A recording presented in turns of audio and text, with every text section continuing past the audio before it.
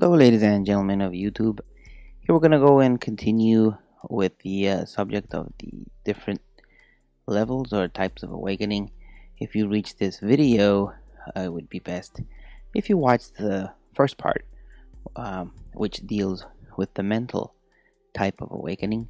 In this video, we're going to talk about the type of awakening that has to do with the heart.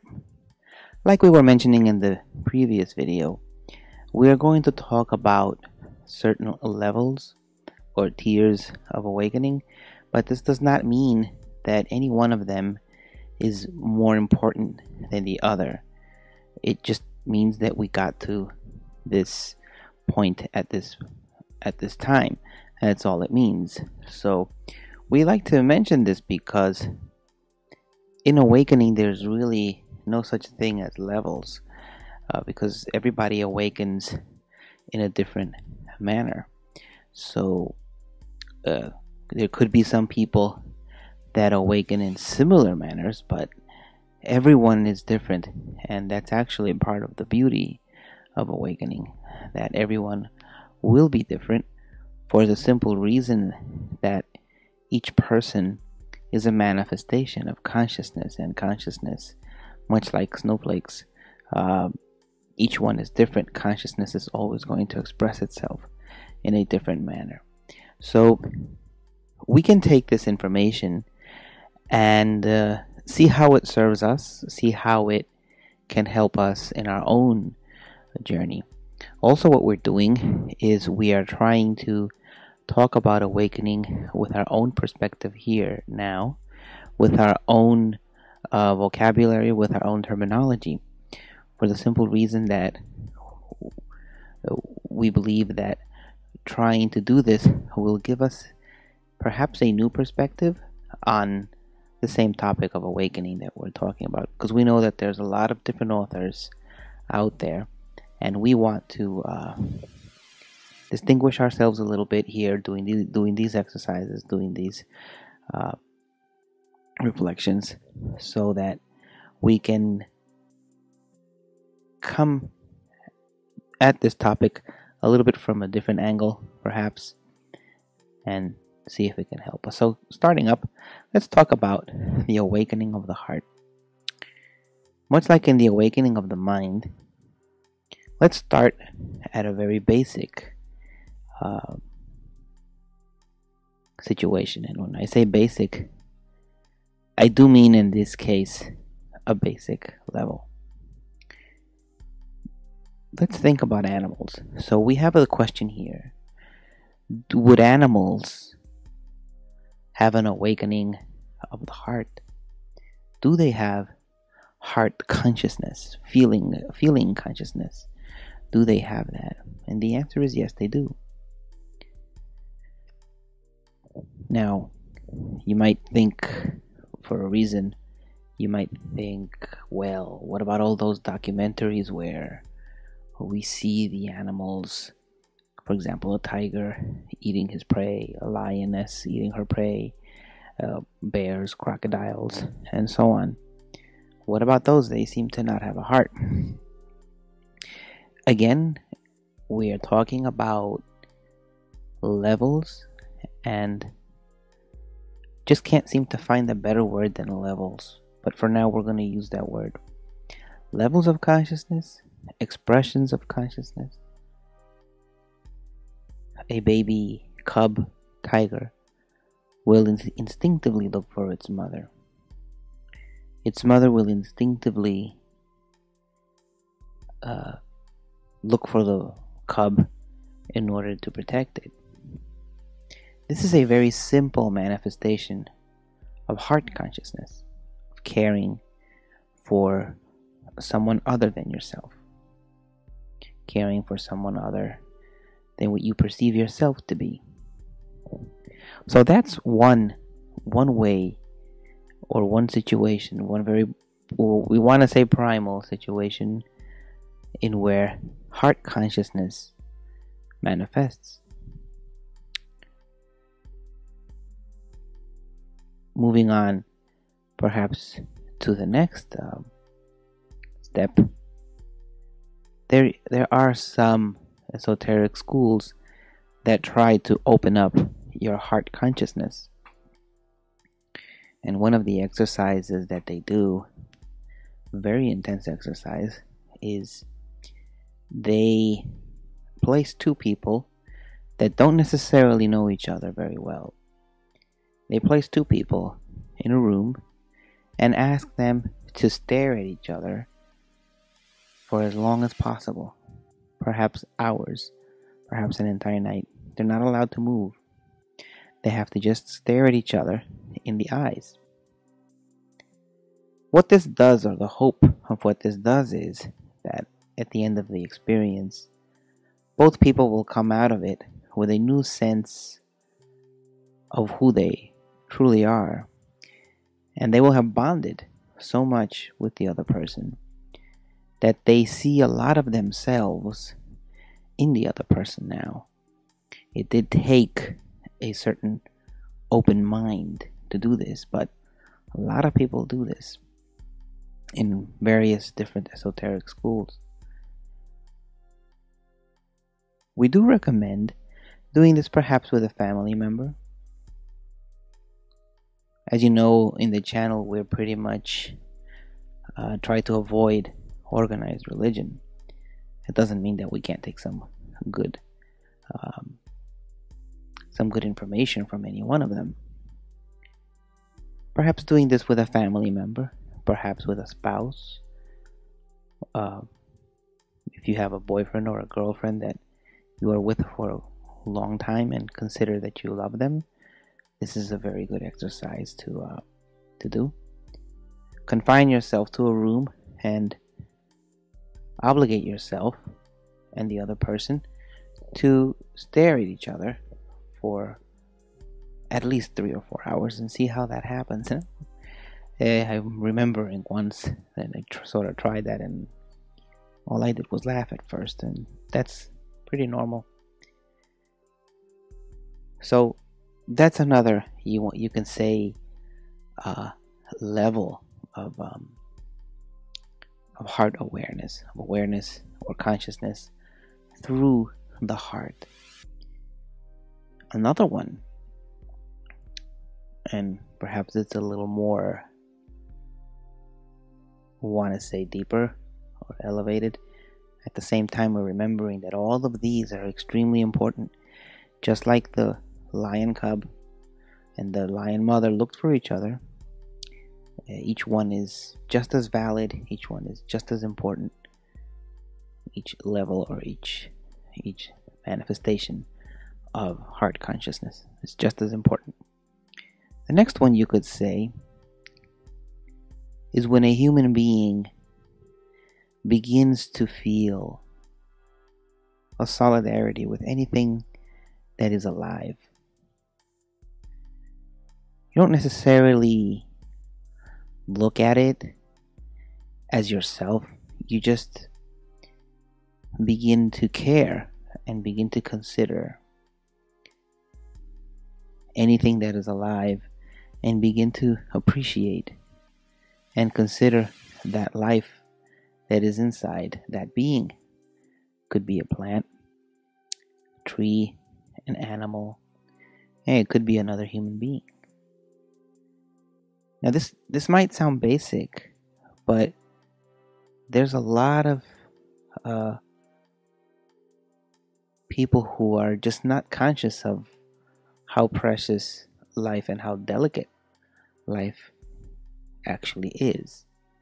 So to appreciate that, to appreciate the battle that life is going through in order to exist, in order to manifest itself, is another type of heart awakening through the heart.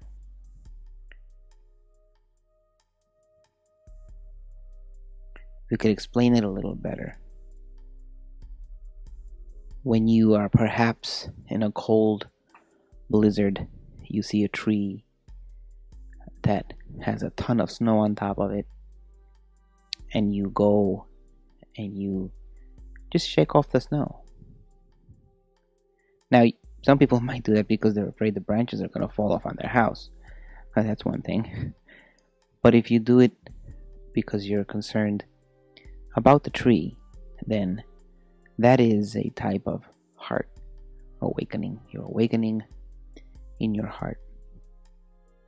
When you see an animal that perhaps is suffering of some disease, when you see that it is in agony and you feel for that animal, you either try to cure it, you try to do something for the well-being of that animal. That is a type of heart awakening.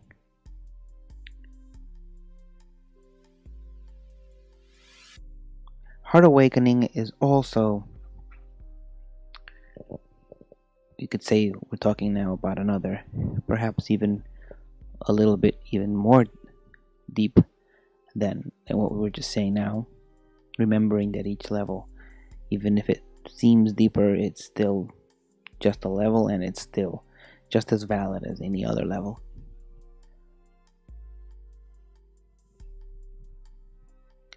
When the human being begins to see himself in others, is another type of heart awakening. When you begin to see other people's mistakes as your own mistakes, even if you haven't committed those mistakes, you begin to see that people who seem to be completely alien to you at face value, they seem to be completely different than you or I might be, but you start to see yourself in them. You start to see the parallels in them, even though their life differences might be so huge. We can think of, I remember one time I was watching a documentary about these scientists who went to a place in Africa, which I forget exactly where. They went to see one of these African tribes, and the Africans lived off the jungle in a very natural way, and they agreed to show how they were living. They had a very much developed heart awareness, because they respected nature, took from it when needed, but respected it. And the scientists that were there, they had a mental awareness. They valued the tribes. But toward the end, when they had to leave, the African tribe decided to make a mockery, a friendly mockery, if you could say, of the white scientists that were there. And they made like a little skit, like a little play. One would be chasing with a pretend camera, another one would be chasing with a pretend microphone, because they were being filmed, so they never really saw these instruments before. So they made like a pretend mockery, and they were completely laughing. They were laughing at the white scientists that were there, and the white scientists loved it. They felt that they connected with a people that were so different than them. They connected through humor, because the African tribe did it in such a humorous way, and everyone was just laughing at each other, but not in a way, not in a hurtful way, but laughing together at the silliness of it all. So that was something of a heart awakening for the scientists, because they saw themselves in others. And it was also a heart awakening for the tribe, because they understood what the other people were doing. But going a little deeper, going to another level of the heart awakening, is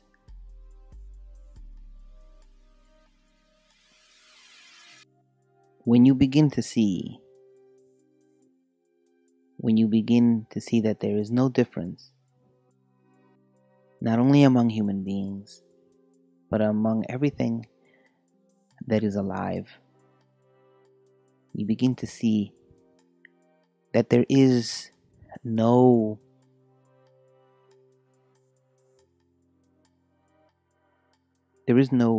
you. There is no me. There is only us. When you begin to see that and feel that, that is a heart awakening.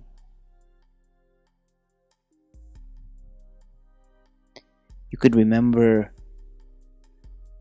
when Jesus, for example, prays and says that we might be one as Him and the Father are one. That is I don't want to say goal, but that is the state where we should be in. A realization that we truly are not me. We are a us. And when I say us, this person, when I'm using the word I right now as a person, when I'm using that word and I'm trying to say us, I'm referring to the fact that humanity as a whole is one being.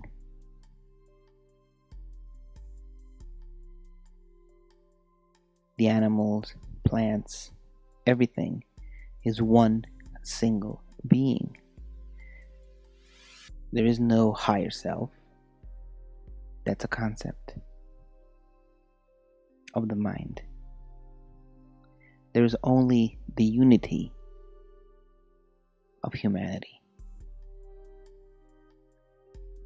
You can envision humanity as this huge being that decides to express itself in billions and billions of people.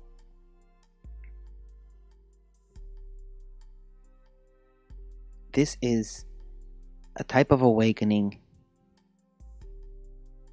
that can truly change a person. The mental awakening that we spoke about in the last video does change you. It changes your perception of who you are, in the sense that you realize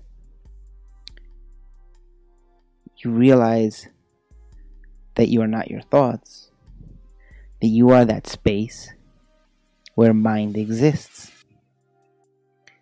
In the heart awakening, you should also have a change in your perception of who you are, that you're not this individual.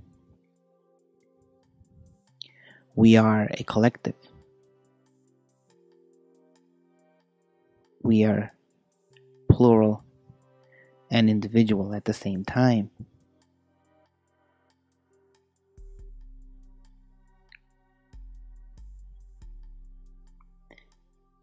But what happens is,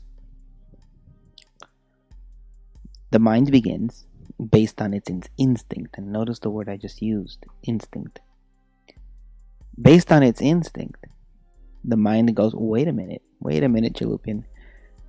I don't care what you say.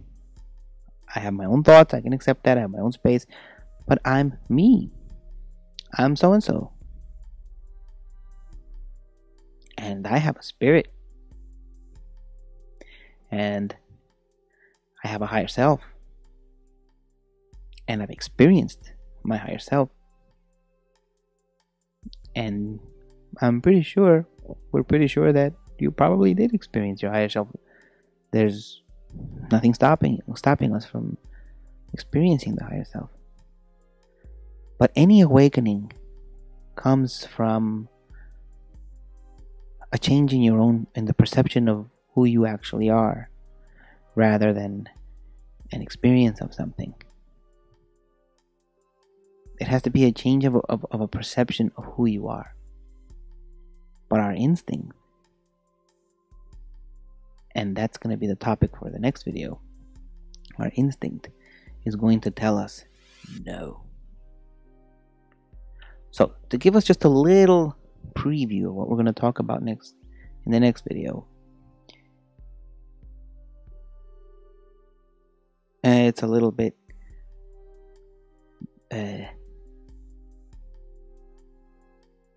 tragic, you could say, what the instinct is. Instinct is that part of us that does not want to die. You take up an animal of any kind and you want to kill it for, you want to eat it, whatever. Could be a pig, could be, or it could be a pest, a rat or something. It's going to struggle. It's going to struggle and it's going to do whatever it can to survive. When a tiger is hunting its prey, the prey struggles to survive. Why do we do that? We do that because we cling to our identity. We think we are just what we see here, our body. So because we think that, we want to stay there. And we're going to fight, and we're afraid. Because that part of us is tied to fear.